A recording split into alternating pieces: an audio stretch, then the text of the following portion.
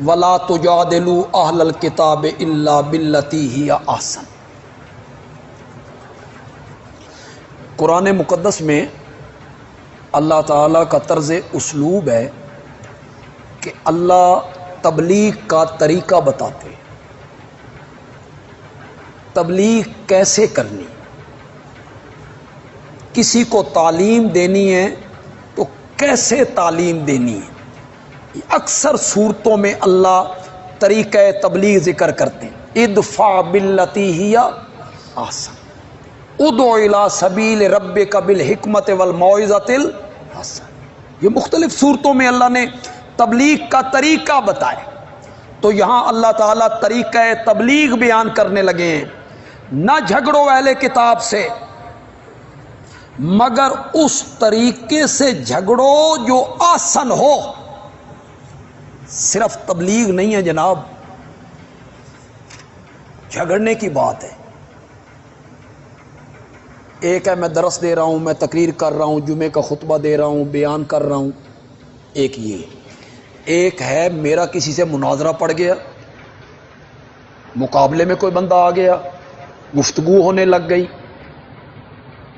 تو یہاں مناظرے کی بات ہے، مباحثے کی بات ہے، بحث و تمہیز کی بات ہے۔ تبلیغ اور دعوت تو اپنی جگہ پہ رہ گئی، اگر کبھی تمہارا مجادلہ ہو جائے یا مناظرہ ہو جائے یا بحث و تمہیز ہو جائے، اس میں بھی طریقہ وہی اپنانا ہے جو آسان ہو، آسان طریقے سے تبلیغ کیجئے۔ الا الذین ظلموا منہم، مگر جو اہل کتاب میں سے ظالم لوگ ہیں نا، کچھ مفسرین نے معنی کیا کہ استثناء متصل ہے، اور معنی یہ ہے کہ عام اہل کتاب سے تو اچھے طریقے سے جھگڑو، لیکن جو ان میں سے ظالم ہے نا، ان سے کچھ سختی کر لو تو کوئی حرج نہیں۔ یہ کچھ مفسرین نے معنی کیا، لیکن نہیں، استثناء منقطع ہے، استثناء متصل نہیں ہے، ہمارے طالب علم جانتے ہیں۔ استثناء منقطع کا مطلب یہ ہے کہ آپ نرم رویہ اختیار کریں گے، آسان طریقہ اختیار کریں گے تو اہل کتاب آپ کی بات کو تسلیم کریں گے، لیکن جو ظالم لوگ ہیں نا، وہ نرم لہجے سے بھی آپ کی بات کو تسلیم نہیں کریں گے۔ یہ طریقہ تبلیغ ہے جی۔ آج ہمارے ہاں سیاسی میدان ہو یا مذہبی میدان، اس میں بہت چھوٹ ہو گئی ہے جی، لوگ آگے نکل گئے، گالم گلوچ، دوسروں کے بزرگوں کی پگڑیاں اچھالنا، دوسروں کی ماؤں بہنوں بیٹیوں کا ذکر کرنا، دوسروں کی عزتوں پہ حملہ کرنا، سیاست میں تو بہت زیادہ ہو گیا ہے۔ مذہبی لوگ کچھ سلجھ گئے، جو اچھے لوگ ہیں، اہل علم ہیں، وہ سلجھ گئے ہیں، سلجھ کے گفتگو کرتے ہیں۔ سیاسی لوگوں کا آپ کچھ نہ پوچھیں، اللہ تعالیٰ انہیں ہدایت نصیب کر دے کہ وہ دوسروں کا حیا کریں، شرم کریں، دوسروں کی ماؤں بہنوں بیٹیوں کا لحاظ کریں، گفتگو کریں تو اچھے طریقے سے گفتگو کریں۔ مذہبی طور پر اکثریت ایسے لوگوں کی ہے جن کا لہجہ اچھا ہے، سنجیدہ ہے، دلائل کے میدان میں گفتگو کرتے ہیں، مدلل گفتگو کرتے ہیں، لیکن ہمارے اس مذہبی فیلڈ میں بھی کچھ لوگ ایسے آئے ہیں جنہوں نے گالم گلوچ کو اپنا وتیرہ بنایا۔ وہ ہر طبقے میں، وہ ہر مسلک میں موجود ہیں، یعنی جب وہ تبلیغ کریں گے تو دوسروں پر اٹیک کریں گے، کسی کو کافر کہیں گے، کسی کو مرتد کہیں گے، اور کسی کے اکابر کا نام لیں گے، بزرگوں کا نام لیں گے اور ان کے نام بگاڑتے رہیں گے۔ اس میں وہ لذت محسوس کرتے ہیں، لذت۔ اور آگے ظاہر بات ہے ان کے سامنے جو لوگ ہوتے ہیں وہ مدرسے کے طالب علم ہوتے ہیں، مسجدوں کے خادم ہوتے ہیں، مؤذن ہوتے ہیں، وہ خوش ہوتے ہیں، وہ نعرے لگاتے ہیں، اور ہمارے علماء اور خطیب صاحب خوش ہوتے ہیں کہ میں نے بڑی تقریر کی ہے۔ اب انہیں کون بتائے کہ کوئی پروفیسر، کوئی ٹیچر، کوئی تاجر، کوئی وکیل، کوئی جج، کوئی پڑھا لکھا آپ کی اس گفتگو سے متاثر نہیں ہوتا ہے۔ جو معاشرے کے افراد ہیں نا وہ آپ کی اس گفتگو کا اثر اچھا نہیں لیتے، یہ چند طبقہ ہے جو آپ کی گفتگو کو سنتا ہے، اچھلتے کودتے رہتے ہیں۔ تو قرآن نے طریقہ تبلیغ بیان کیا کہ اہل کتاب سے بھی جھگڑو تو جھگڑنے میں لہجہ اچھا ہونا چاہیے، آسن طریقے سے گفتگو کرو، ادفع باللتی ہی احسن۔ بعض جگہوں پہ تو اللہ نے کہا برائی کے مقابلے میں اچھائی کرو، اور برائی کے مقابلے میں اچھائی کرنا آسان نہیں، بڑا مشکل کام۔ اس لیے اللہ تعالیٰ کہتے ہیں کہ یہ بڑے لوگ ہوتے ہیں جو برائی کے مقابلے میں بھی اچھائی کو اپنا لیتے ہیں۔ وہ جو اللہ نے کہا نا بھی آسان طریقے سے اہل کتاب سے جھگڑو، تو آگے اللہ نے وہ آسان طریقہ سکھایا بھی کہ وہ طریقہ کیا ہونا چاہیے جھگڑنے کا، تبلیغ کا طریقہ کیا ہونا چاہیے۔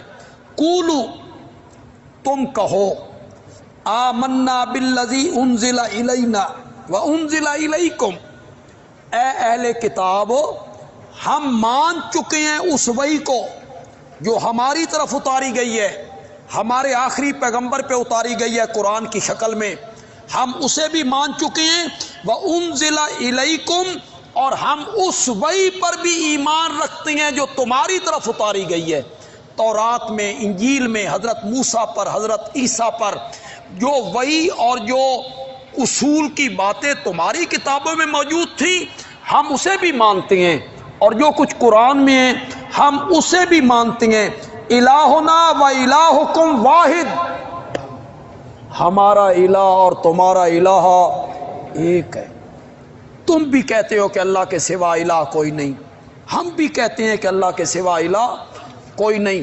تورات میں بھی یہی مسئلہ بیان ہوا تھا، انجیل میں بھی یہی مسئلہ بیان ہوا تھا، اور قرآن میں بھی رب نے یہی مسئلہ بیان کیا ہے، الہکم الہم۔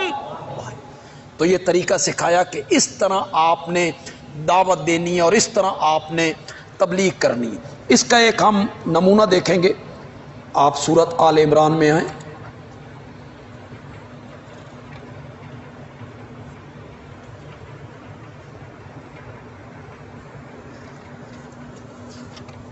غالباً آیت نمبر 64 ہے جی، نکالیں ذرا۔ یا اہل الکتاب تعالوا الی کلمۃ سواء بیننا و بینکم، آیت نمبر، صفحہ نمبر کیا ہے؟ 74۔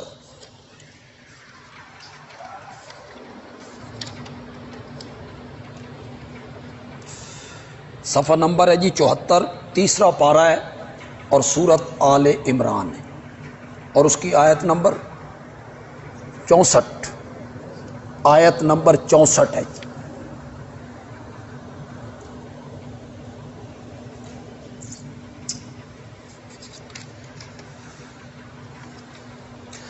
قل یا اہل الکتاب، آپ کہیں اے اہل کتاب، تعالوا الی کلمۃ، آؤ ایک کلمے کی طرف، سواء بیننا و بینکم، جو برابر ہے ہمارے درمیان اور تمہارے درمیان۔ تمہاری کتابوں میں بھی وہ کلمہ موجود ہے، ہمارے کتاب میں بھی وہ بات موجود ہے، آپ کے انبیاء پر بھی وہی اتری تھی اور ہمارے آخری پیغمبر پہ بھی وہی اتاری گئی ہے۔ آؤ ایک بات کی طرف جو برابر ہے ہمارے درمیان اور تمہارے درمیان، اللہ نعبد الا اللہ، کہ ہم عبادت نہیں کریں گے مگر تمہاری کتابوں میں بھی تو یہ بات درج ہے، تورات و انجیل میں بھی تو یہ بات درج ہے کہ عبادت کے لائق ہے تو وہ صرف کون ہے؟ اس بات کی طرف آ جاؤ، آؤ ہم اکٹھے ہو جائیں، اتفاق کر لیں، اللہ نعبد الا اللہ ولا نشرک بہ شیئا، اور ہم اس کے ساتھ کسی چیز کو شریک نہیں بنائیں گے، اللہ کی خالص عبادت کریں گے اور اللہ کے سوا کسی کی پوجا پاٹ نہیں کریں گے، اس کے ساتھ کسی کو شریک نہیں بنائیں گے۔ ولا یتخذ بعضنا بعضا اربابا من دون اللہ، اور نہیں بنائے گا ایک ہمارا دوسرے کو رب اللہ کے سوا، اللہ کے سوا ہم کسی کو رب نہیں بنائیں گے۔ یہ کلمہ جو ہمارے اور تمہارے درمیان متفق علیہ ہے، تمہاری کتابوں میں بھی ہے، ہمارے قرآن میں بھی ہے، آؤ اتفاق کریں اور اس مسئلہ توحید پر سارے کیا ہو جائیں، اکٹھے۔